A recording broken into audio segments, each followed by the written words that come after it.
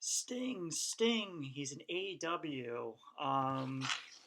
That was simply amazing. AEW Dynamite last night was really really good. It really felt like a pay per view. They did a really good job building it up, and the surprise appearance by Sting. I guess there was clues about like back in May his contract with WWE, his Legends deal was expired, and they were still working on a deal. I always assumed that he would re-sign with WWE, and but then they pulled his merchandise, and that was kind of like a sign.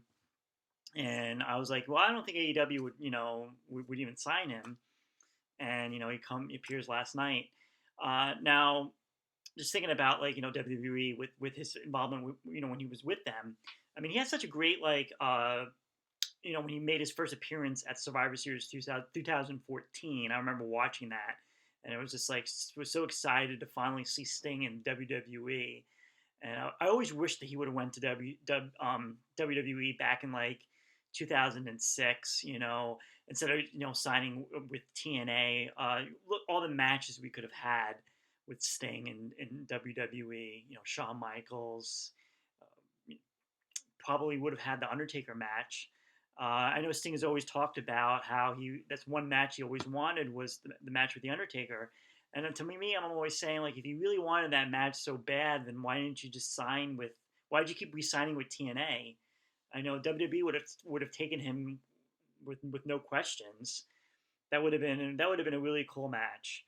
But going back to his when he signed with WWE, they did the whole video game promotion with him being in that video game that year. And when he made the appearance at Survivor Series, he was put into the feud with Triple H and the Authority, and then the match with Triple H at WrestleMania 31. A lot of people were like complaining, because he didn't win the match. So that was a little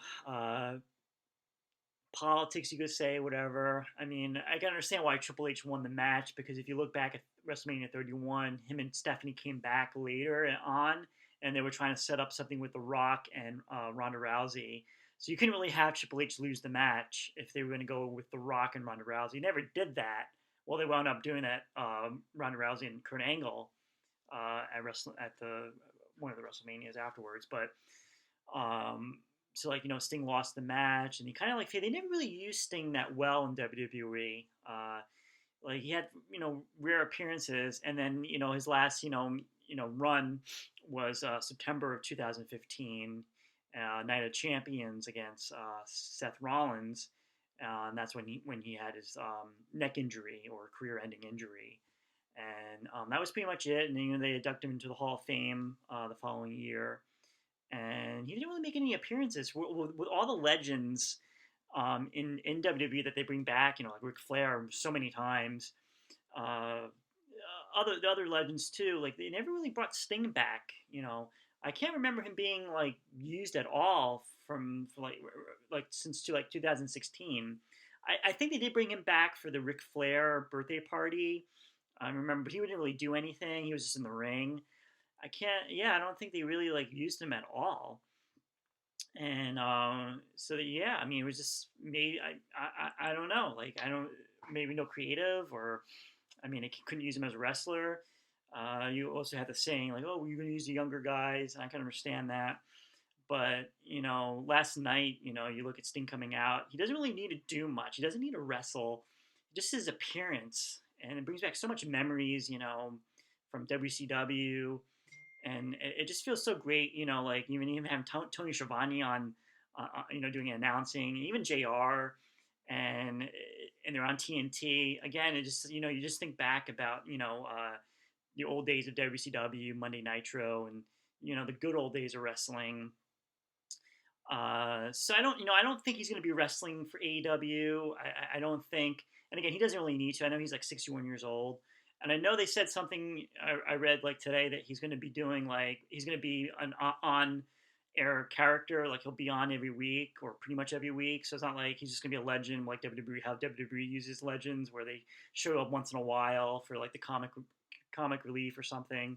or if they're trying to get over one of the stars, they'll have like the like when Randy Orton uh, attacked like Ric Flair or something. But yeah, he's supposed to have a role. We don't know what the role will be. He's gonna have like next week. He'll be having I guess a promo or interview. So we'll see exactly what he's gonna be doing. So I'm really looking forward to that. I'm a huge Sting fan. So I'm glad that he's going to be with a company that's going to treat him like a legend and go all out for him. They already have the shirts made, and they're going to really make him treat him like a legend that WWE should have. So that's a good thing. The DVD I was thinking, I was going to do a review real quick of Armageddon. This is 2005. So Armageddon used to be the WWE pay per view in December. So a couple years ago, when they had the brand split, Raw and SmackDown used to have their own pay per views. So they would only both brands would only meet up a couple times a year for the major pay per views like Royal Rumble, WrestleMania, SummerSlam, and Survivor Series.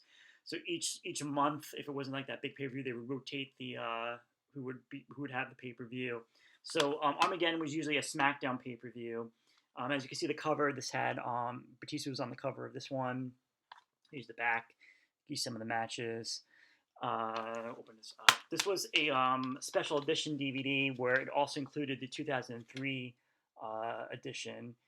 2003 was a Raw pay per view. The main event was a triple threat match for the World Heavyweight title. Goldberg defending against Kane and Triple H. So for this one, the main event was Undertaker versus Randy Orton in a Hell in a Cell match. And it was, I guess, the blow-off for their feud throughout the year, which started at WrestleMania 21. Undertaker won that, of course. And then they had the rematch at SummerSlam. Randy Orton won. And then it was pretty much like their third match. It was like the blow-off, in a cage. The cage looked different. Not at that time, the cage looked smaller compared to the other Hell in a Cell matches that took place before. But it was a good match. I at the time, before the WWE Network, many years ago, I was like going to collect only SmackDown DVDs or pay-per-view DVDs, and that's why I picked this one up. And so you got Undertaker versus Randy Orton in the Hell in a Cell match. Definitely recommend watching this. Go back to the WWE Network. Again, it's Armageddon 2005, and just watch it. Very young Randy Orton. Undertaker was still, mobile, was still able to do his things. So it was really good. We also have a tag team match. WWE Tag Team Champions versus the World Tag Team Champions. Batista and Rey Mysterio against Kane and Big Show. Match 4 of the Best of 7 series for the U.S. title. Chris Benoit versus Booker T. Matt Hardy versus JBL. The Mexicools versus Eminem. And the Cruiserweight match, Hooverton versus Kid Cash.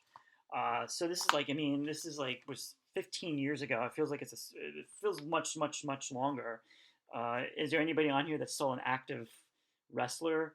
I guess Rey Mysterio still wrestles. And Eminem, John Morrison was part of that, so he's still active.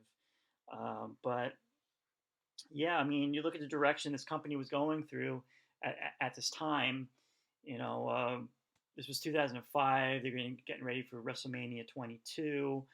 The Undertaker would go on after this match. He was kind of like he took a hiatus for a while, and then he would come back at the end of the match. Mark Henry versus Kurt Angle at the Royal Rumble 2006. He would come back and kind of challenge Kurt Angle for the championship, and then they would have a match on SmackDown, and then they would have the rematch would take place at No Way Out. So that was and then Undertaker would go on to wrestle. Would go on to wrestle Mark Henry at WrestleMania 22, and then Rey Mysterio would go on to win the Royal Rumble, and he would have a big push, winning the title at WrestleMania 22. But yeah, definitely definitely go back memory lane to watch Armageddon in 2005.